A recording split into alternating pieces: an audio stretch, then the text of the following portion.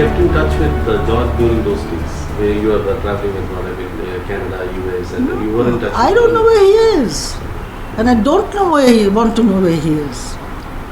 Because why would I want to endanger him? Right. No, I never made any effort. But I think Laurie was in touch. Because before going away to Canada, I thought I should say hello to my in-laws. So I made a trip to Bangalore with the child, just a week before departure. I didn't want to tell anything much to anybody that I'm going, including my mother, because it's extremely important. Some people talk, even if it's your mother. And she's in such a state of anxiety that she'll blab it to whoever will come. My daughter's planning to go abroad, and who knows who that person is. So I went to Bangalore and I found the situation very, very tense. And finally Laurie, thinking that there are bugs all over his room with his teeth shut, you've come at a very wrong time. So I understood immediately that George is probably in Bangalore.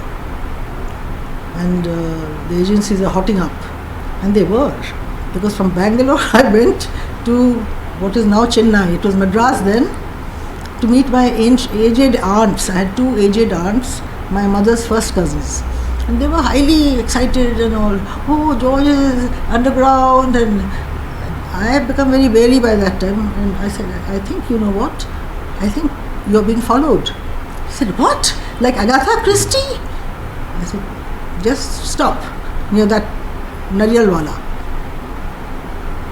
And the car rolled by and stopped. So they had a time of their life by two aunties. It was a little touch of humor in the middle of that black humor. Then I realized I was being followed everywhere. I was being followed in the aeroplane, but when I just stayed there, they said, get out of Bangalore as fast as possible. I said, okay, next put me in a train, I'll go to Madras, and from there I will fly back to Delhi. So the entire Madras trip was the moment of their life for my two aunties. So the run up to the emergency. Yes. I mean, you were in Barampur, because George also was actively in this ready-made field. I mean, did he divulge anything on Mrs. Gandhi? I mean, the way she was running, run up to the Allahabad High Court verdict and everything. Did he say anything on that? I mean, the way she was... See, George was vehemently opposed to everything that Mrs. Gandhi was doing, and this emergency was almost like a follow-up of the All India Railwaymen's strike of 1974. That was when Mrs. Gandhi, a person who's insecure, makes mistakes. Gandhi, George, up till then, was a kind of national figure, yes. S.K. Patil, he defeated, giant killer. But beyond that, there was nothing sensational in his activities between 1967 and 1974. He must have been doing a lot of trade union work. I hardly knew him. We got married in 71. So, many people have linked the All India Railwaymen's strike as a run-up towards what happened in 1975, the emergency. So, George was a vehement opponent of Mrs. Gandhi, always. And she made him nationally famous with the All India Railwaymen's strike, and she made him internationally famous as a result of the underground and the manner in which he acted after he got arrested. Because there were standing orders that when he is captured, he is to be put to death. Like that. How did you come to know of his arrest? Somebody rang me up from London. Socialist International, Hans Janitschek. I have bad news. So you were in London at that? No, I was in America. I was in America in June 1976. 10th of June, by 10th of June, we are 12 hours behind. So I got the news on 10th of June itself.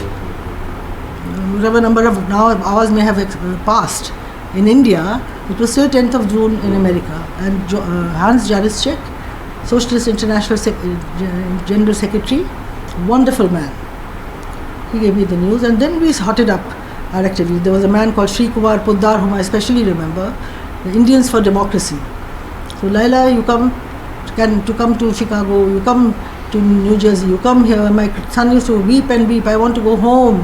And I'd say, Beta, जहाँ पे सोते हैं वही घर है, आज ये हमारा घर है.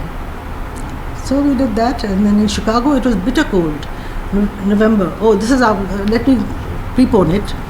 By September, things are getting very bad for George.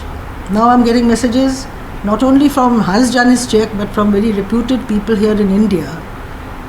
Mr. Kothari, who was with the Center for Development Studies. Yes. He wrote me a mail. He said, I am on a fellowship in Columbia University and I want you to know. I would not normally do this, but I think you need to know. George is being tortured in the Red Fort. You better do something. I rushed down to New York from Charlottesville where I lived, met him, had lunch with him. He told me the grim situation going on. I think JP had already died by that time. By 1976 he had died. 1 year of mistreatment. JP came after Morarji's time he died. He was still... After 79. They were slowly poisoning him on dialysis. Anyway, so he gave me that whole picture, and then I get this call from Hans Jansi. You are required to come to Europe and England immediately. I said, I can't. I have no visa status. No, you have to come. Meanwhile, Amnesty International picked up in New York and Washington. They got hold of me, a very wonderful man named Forgotten, and arranged for me to give my evidence before the subcommittee for international relations of the Senate, and that was set for 16th of September. And I really didn't know what I'm supposed to do and what I'm supposed to say, but because my child is just only 2.5 years old now, and he's screaming and shouting, and if I go out of sight he screams. He's not very secure because my brother and family have now left for Europe for a what is this called, sabbatical. Then nobody's there in this huge big house, just me and I go out of the room, I go to the bathroom, he's shrieking. How will I write anything, let alone think anything? So very sweetly I had put him in a daycare center where he got a little scholarship. So that lady, the teacher, said, I'll look after him 8 hours in the day, you do your work. So I put my thoughts together. So that document is in that Senate. First, I have lost it myself, amongst other things. But you came back when from abroad?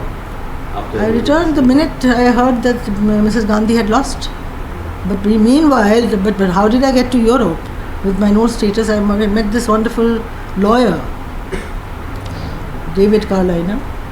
And I said, David, they want me to go and I don't know how to do it. I mean, I have no status.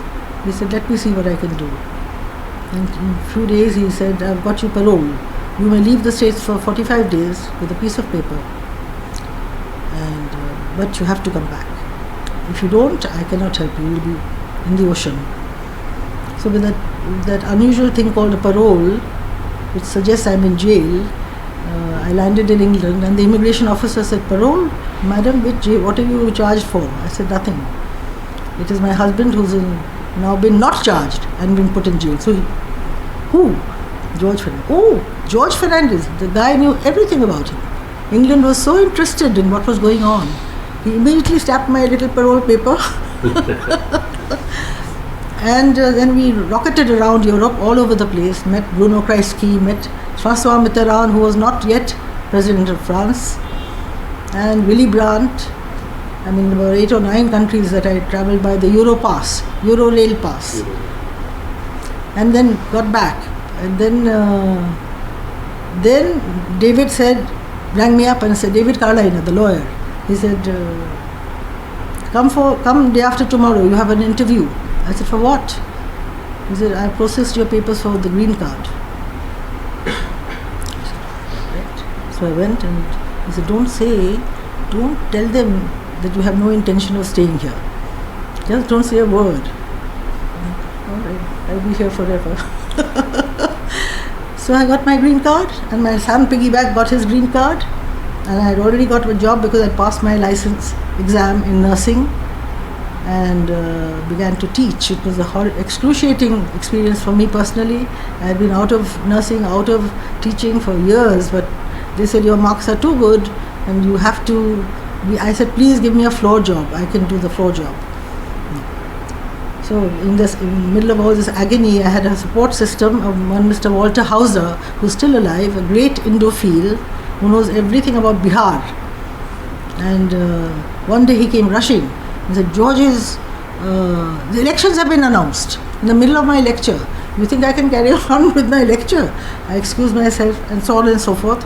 Then he rushed in again and said, elections, results are coming in. And then we heard, George has won. So tumult. By that time I've just collected enough money, earned enough money to buy myself my own ticket and my son's to come back. So I came back to India on 6th of April 1977. From 26th of June 1975 till 6th of April morning of 1977. That was the gap where we never met.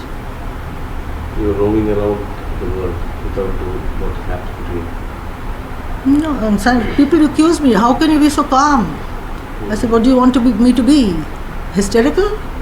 I have a child to look after. He has to have a stable mother. George chose his line. So you first I have also going chose. after coming back? Yeah, I've done it, I've never met her. I got one letter of his sent by some diplomatic pouch. Oh, how did you meet her? It's a long story. How did I meet him? I met him. There was a couple, very famous couple. From one of them, she was English and he was Indian, and a rather well-known name, Suresh Vaidya, who took part in the naval mutiny in the Bombay docks in 1946. And their daughter, who is half Indian, half English, Jalabala Vaidya, who later had a long partnership with Gopal Sharman, who died 2 days ago, Jilly. So they were we used to meet very often, and I was lively and happy and nothing bothering me at all. And they tried matchmaking with George Fernandes when George got elected in 1967, and the idea of matchmaking for me is anathema. How can people, the Indian system, arranged marriage kar liya, shadi kar liya, ho hi nahi sakta. So I said thank you very much. In fact, that became a minus point for George as far as I was concerned. So I would meet him here and there very casually, like in Ram Manohar Lohia's house, and he used to infuriate me. So, Rajniti kab karogi? And I looked at him coldly and said, never. And every time I met him, I said, how boring. He only said, Rajniti kab karogi? Anyway, and then it was the time of the Bangladesh eruption. Pakistan was in flames. I was in the Red Cross and in charge of disaster relief. And nobody in my office wanted to go. It was immediately necessary to get to the war zone with some supplies. That's what Red Cross does. So 3 gentlemen, I won't name them, the top officers, they all came one by one to me and said, we can't go, we're arranging the general body meeting. Other one said, I've got 5 children. I said, I have no children, and my relations are in Bangladesh, I will go, what is there? So the clerk who was in charge of disaster relief, tall 6-foot fellow, says, Madam, it is very improper for you to go. Ladies do not go to such places. So I cut him with my stare and said, excuse me, you better change your views a little bit, I'm going in any case. So I went, and that's another chapter, what all happened in the war front. I came back to Calcutta to catch my flight to Delhi in time for that general body meeting, which is held in Rashtrapati Bhavan. So I get in, we used to walk from the little building, it's not like that airport now. I walked to the plane, no bus even. Walked, got into my plane, I sat on a window seat, I had 3 seats, half empty, people are walking in, and George walked in. So by now he recognizes me, I recognize him. So I said, oh, hello, Mr. Fernandes. He said, oh, hello. And I don't know why I said, where are you sitting? He said, he was actually sitting with some Mr. Khempka. And the poor fellow was left high and dry. And Mr. Fernandes came and sat next to me, and we talked for the non-stop for those 2 hours, at the end of which he asked me for dinner. And that was 16th of April 1971, and by 10th of May, Buddha Purnima, walking on my little Red Cross flat lawn, because I was with the Red Cross. I had a little house opposite the Oberoi Hotel. So there he suggested marriage. And I said, that's a very big thing, you know. He said, yeah. And meanwhile, people had been telling me, should I say this, VK, should I say what I want to say? Yeah. It's okay. I mean, very, very dear, close people who knew George also very well said, what are you doing? This man will take you up the garden path.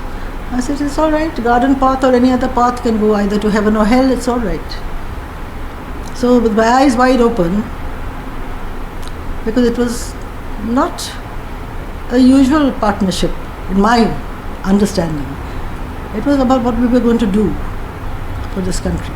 Because I myself come from a family which is very fired up about India. So that's how we met. And then